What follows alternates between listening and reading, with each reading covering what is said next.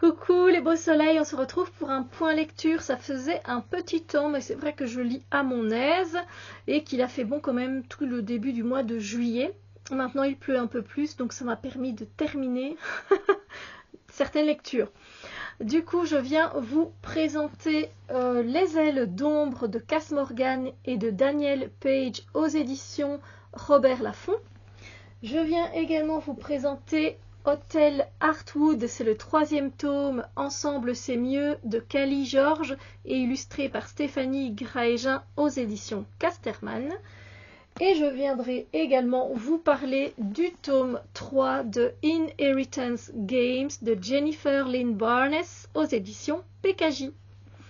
Et on commence tout de suite avec Les ailes d'ombre. Alors, pourquoi je l'ai mis dans ma pile à lire? Parce que ça fait un petit temps qu'il traînait dans ma bibliothèque. C'est pas non plus un livre très ancien, chez Pire. Mais voilà, je me suis dit, allez, ça parle de sorcières, de sororité, de magie. Tu devrais bien aimer.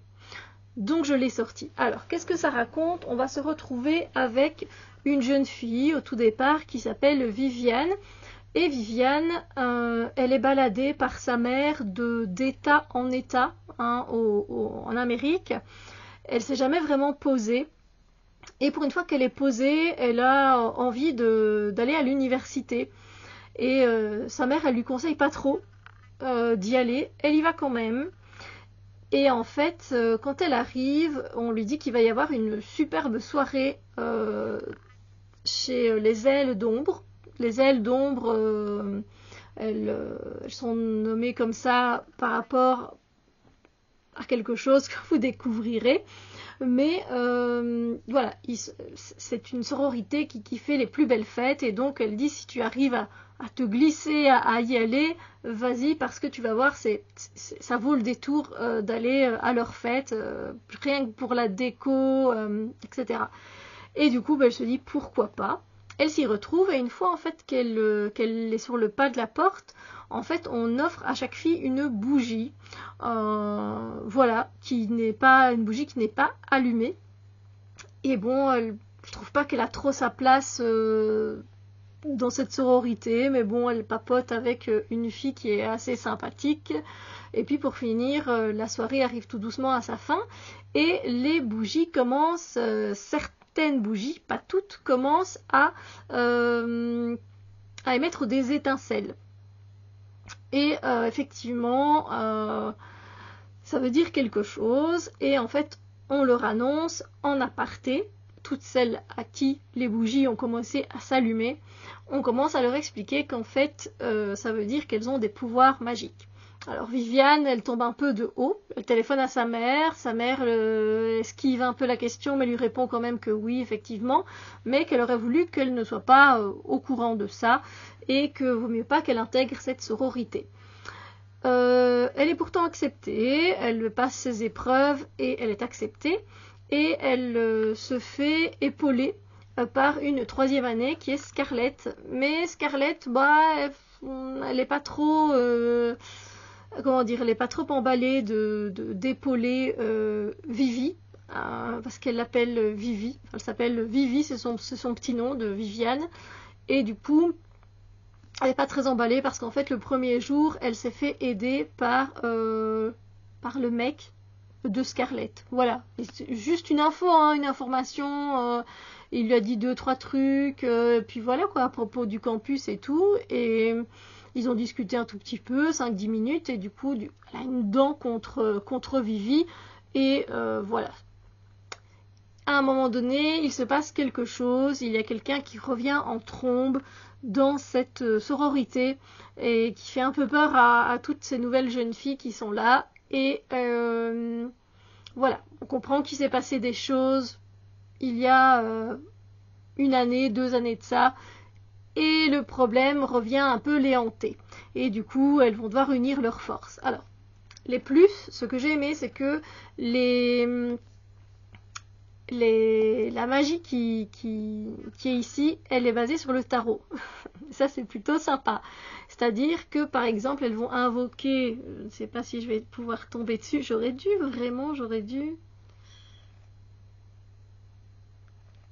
j'aurais dû... J'en ai vu une, mais juste avant.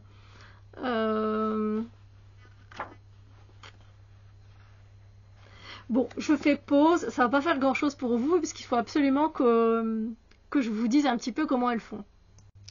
J'en ai enfin trouvé, pourtant il y en a partout, je vous assure, c'est « J'en appelle à la reine d'épée, dont la sagesse égale la beauté.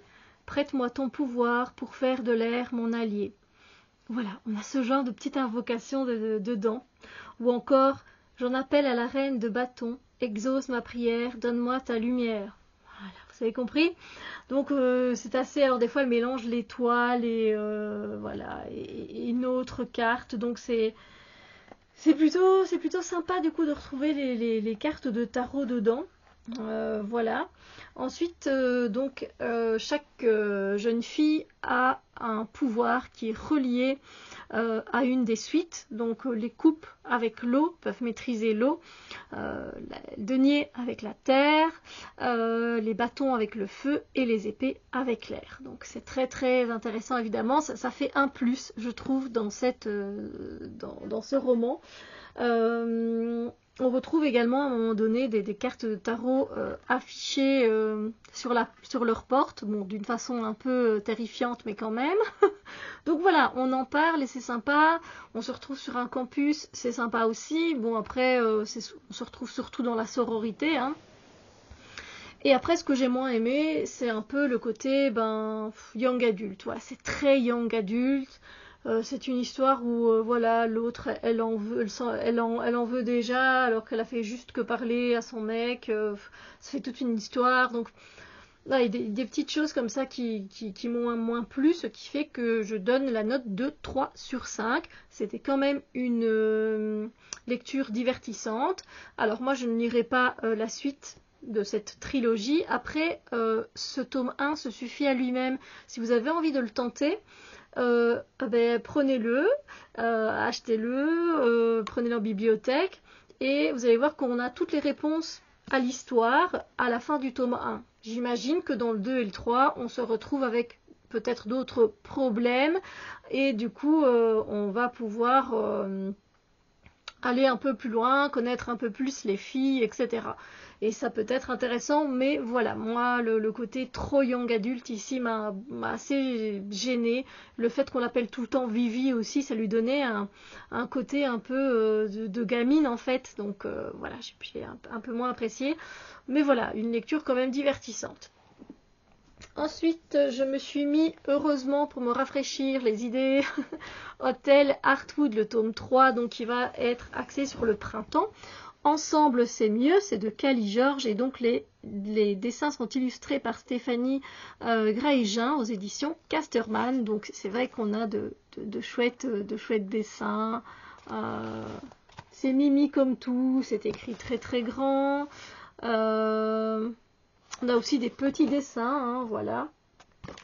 Moi j'aime bien, il y en a 4, du coup là je suis au 3e et c'est super sympa. Ici on va se retrouver donc avec notre héroïne Mona la petite souris.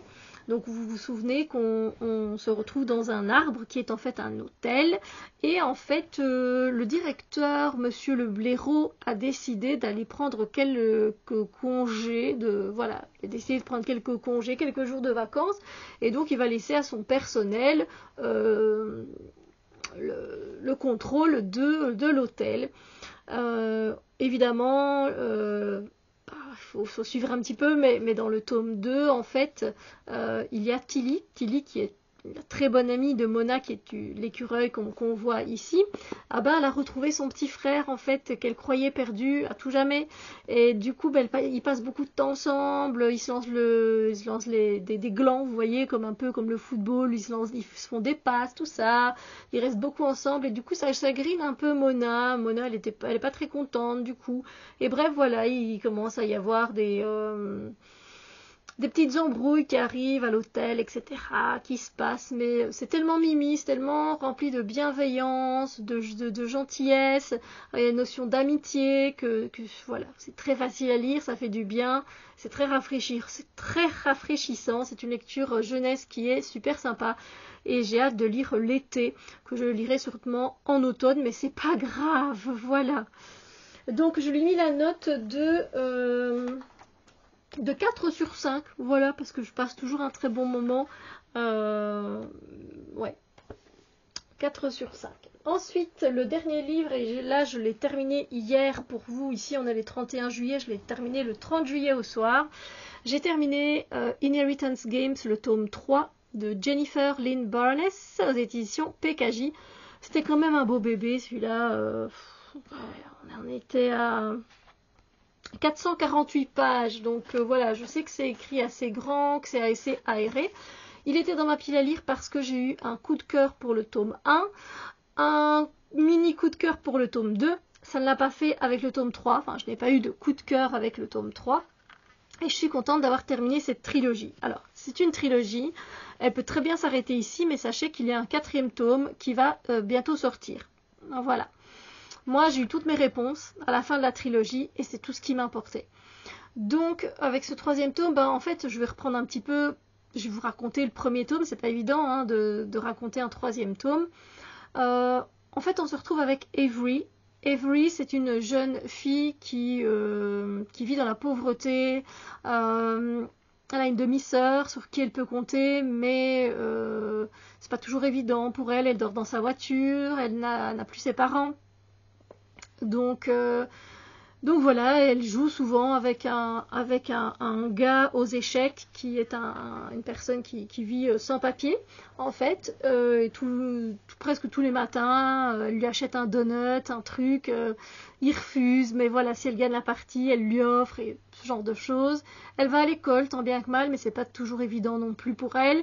Et en fait, à un moment donné, chez sa sœur, on lui a envoyé du courrier en lui disant qu'elle doit absolument se rendre pas au manoir, mais voilà, c'est au manoir Hawthorne, parce qu'elle est l'héritière de ce gigantesque manoir. Du coup, sa sœur, elle croyait que c'était une blague, et c'est pour ça qu'elle lui a pas montré les lettres. Pour finir, on vient la chercher. Elle se retrouve dans cette immense maison qui est remplie de secrets et remplie d'énigmes.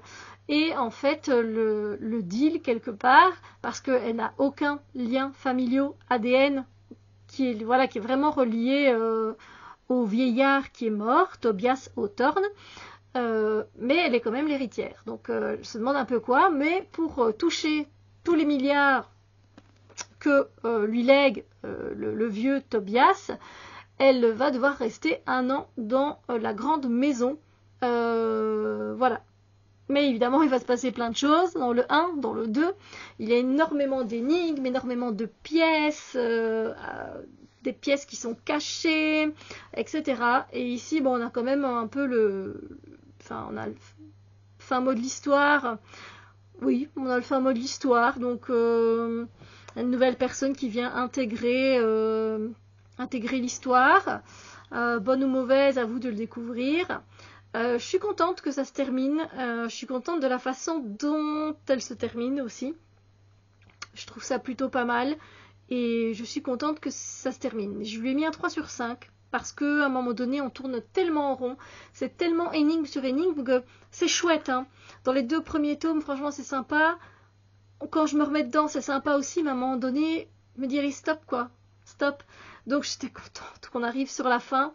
C'est pour ça qu'il n'y a que 3 sur 5. Sinon, j'ai bien apprécié les personnages. Ça n'a pas changé. On en apprend un peu plus, évidemment, sur les secrets. Hein, et voilà, je suis contente d'avoir terminé cette trilogie. Donc, je vous la conseille quand même, hein, cette trilogie. C'est sympa. C'est vraiment sympa. Voilà. Sur ce, écoutez, moi, ce sont les lectures que j'ai terminées. C'était des lectures sympas. N'hésitez pas à me dire, vous, qu'est-ce que vous êtes en train de lire, si ça vous plaît, de quoi ça parle un peu. Ça me fait toujours plaisir d'échanger autour des livres. Sur ce, moi, je vous dis à très bientôt pour une autre vidéo. Portez-vous bien et je vous fais plein de bisous. À la prochaine!